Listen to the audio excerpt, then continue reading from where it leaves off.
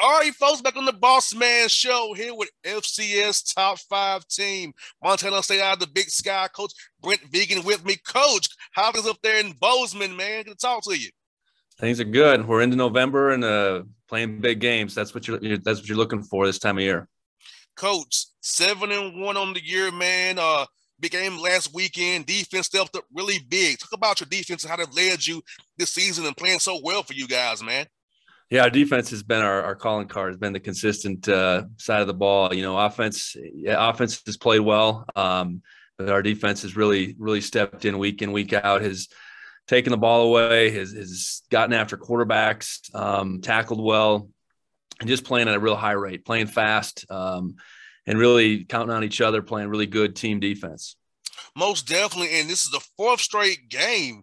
Opponent under 10 points, man. That's historic stuff right there, man. That has to be feel good, whether it be we get pumped the ball down, so you can stop it. If you turn over, you can stop them. Like, that's be feel good. Whether no matter what happens, your D has your back, no matter what phase of the game it is. Yeah, I've always felt like I've been an offensive coach by trade, offensive coordinator the last 12 years. But if you have a good defense, that's all weather, right? I mean, that's any situation. Your defense can hold up in rain, sleet, sunshine, whatever. And that was a real emphasis in me coming here back in February. We tweaked some things defensively, brought in Freddie Banks as our defensive coordinator. And our staff has done a really good job of implementing a new way of doing things. And our guys deserve all the credit. They're the ones that are doing it at a real high rate on Saturdays. Most definitely, coaching your running game too with Isaiah, man. Something about having that running game to go along with the defense, man. Usually when it gets cold and getting a tough game, man, if you got running game defense, you will definitely be good, as you said. Yeah, you got it. That's another part of football. It's all weather. If you can run the football, again, in whatever the situation, you can count on it. And it certainly starts up front with us. But Isaiah, I feel like, or we feel like, is one of the best backs in all of FCS. And he's a unique individual, built pretty low to the ground. He's hard to bring down. The first guy rarely ever makes him go down, and typically the second guy doesn't either. And when he gets out in the open, he's got some, the speed to break away. So Isaiah's been our workhorse all year long. But the good thing right now, we're at this point, and he's healthy, and we need him for the stretch run. We really need him to play well here as we get in November. Most definitely, Coach. Eastern Washington, a Big Sky rival, another team playing really well.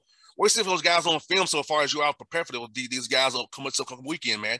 Well, very explosive. Their quarterback, Eric Barrier, is a strong candidate for the Player of the Year award, the Peyton Award at the FCS level. Worthy candidate for sure. He puts up, what I would say are video game numbers, crazy numbers. He's outgaining most teams just by himself. And he's got a bunch of ability. He's got some receivers that are dangerous. He's got more than a couple, so it's hard to you're not going to just take one guy out. So what we got to do is we got to play our brand of defense and put pressure on them, make them feel uncomfortable, and then keep those guys in front of us. And if they do happen to catch one, tackle a football. But, they're very explosive, and they've put up numbers on a lot of teams. But, it's kind of, the yin and the yang right now. They put all these numbers up, and we haven't given up too many. So we'll see what prevails on Saturday. Yeah, as you always say, pressure them up. That pressure makes any quarterback uncomfortable. You can play them in too high shell if you want to. Hey, go down the field now, make a mistake, or get impatient. So I like what you guys do, man. Like, I love it. I'm saying, yeah, because I play receivers. I know how it was, Coach. I hate it when a too high shell. I want to get you in some 2-man or some something I can do what I want to do. I did not even play the zone. I hate that, man. So I know how those guys feel, but I like what you guys do. Because it always times us guys who love to get up down the field for sure. Yeah, I think it's what you see happen with Mahomes a little bit now. I happened to watch a little bit of the game last night, the Monday night game, and they're just making them go the long, hard way. He's used to being able to get guys behind the defense, Tyreek Hill, Kelsey, whoever, and make those big plays. And that's very, very similar. Our philosophy is what's happening with the Chiefs, and it really has to stand up this Saturday, because Eric Barrier is a guy you can't let loose. He's going to make a few plays here and there, but if you can keep him contained, keep those receivers contained, it's going to give you a good chance to win. And tell me, ask this, Coach, what about Montana State said to yourself, hey, I want to come here, lead this program going forward? I know it's a great university. I told you, I'm cool with Coach Sprinkle. He tells us a lot about Bossman, how good Bossman is. So what about this opportunity, university administration, that you said, hey, it's a good spot for me and my family to come here? Well, for me, I'd been at Wyoming for 7 years in this part of the country as a coordinator. I felt like it was my time if the right opportunity came up to be a head coach. And then this job opened up in January, and a lot of things just aligned for me. The part of the country it's in, my family and I thoroughly enjoy.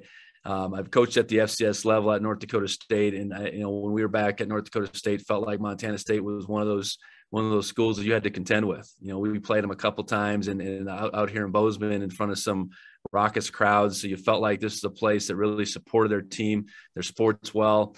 And that's all been true. And then, on top of that, Bozeman is just a dynamic area in our country that's growing by leaps and bounds. And there's just so much going on here with the town, with our university.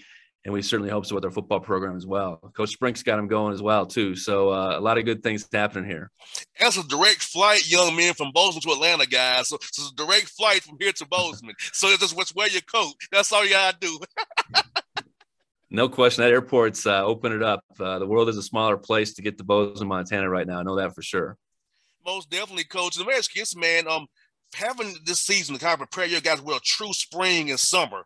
With the COVID year, Wyoming was not what it was this year. Guys build camaraderie, build that culture, build that structure. So tell me about how key that was for you as well, Coach. Yeah, the decision not to play in the spring was already made before I took the job, but I agree wholeheartedly with that decision. And we had an opportunity to come in here as a new staff with some new ideas.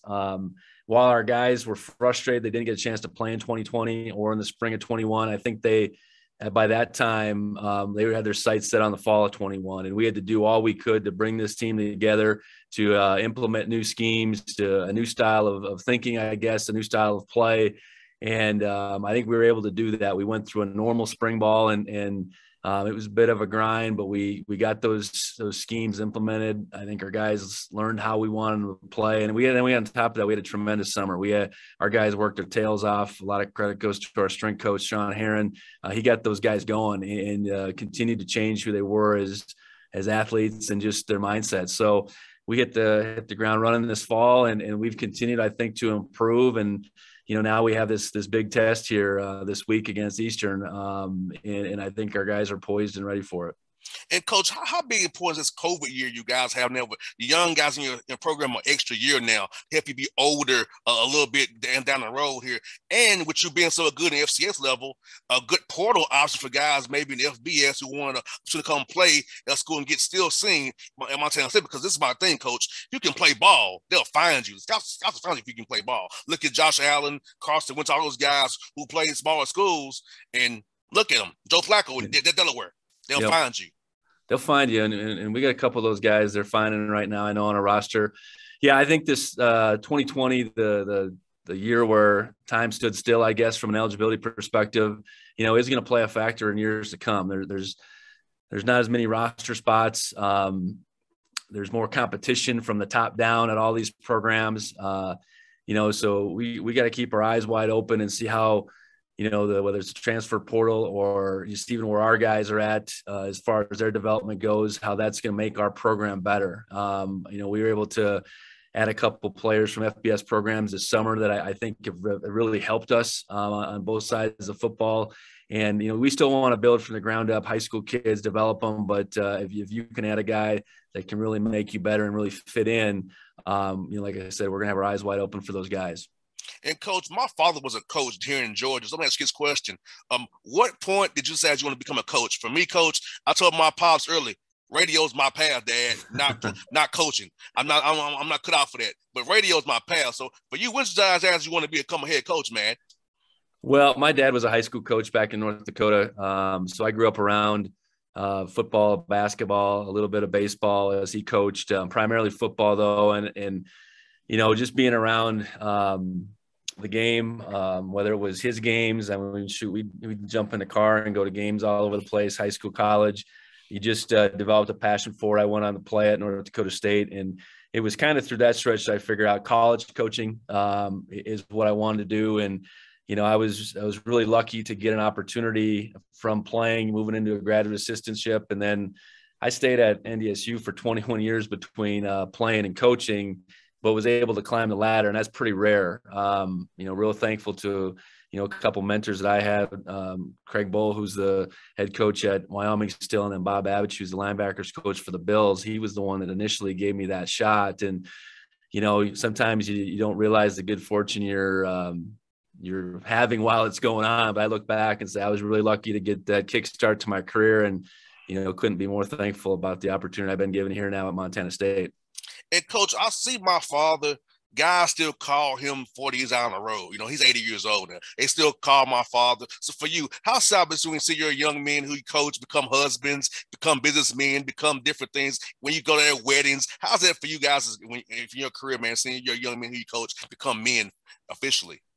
Yeah, I think that's what it's all about. You really don't figure that out for a while. You know, it's about winning and losing, and that's how your record reflects your success, I guess. But ultimately, you know, what kind of men, exactly what you said, your players become, and seeing them, you know, be successful fathers, certainly husbands, and, you know, whatever they walk of life they choose to be in, you know, that ultimately is the most rewarding thing. And, you know, some of those, you don't realize that for a while. You coach and you work hard, and, you know, you wear those wins and losses on your sleeve, and that's still very important. But it is a much bigger picture, and that's you know, that's the way I've always approached it. I saw it with my dad, and all the, you know, the players that you know, held their experience on his teams near and dear to their heart. You know, you want that to be the same for your guys that you coach, and you know, that's a good way along in that. And I hopefully have a lot more guys that I can affect in the years to come. Most definitely, Coach Vigen. Hey, Coach, thank you for your time today. Best luck to you. I'll be cheering for you guys this week, man. And hope to do this again with you down the road, Coach. All right, appreciate it. Thanks a lot, man. Anytime, be Thanks good now. All right, you too.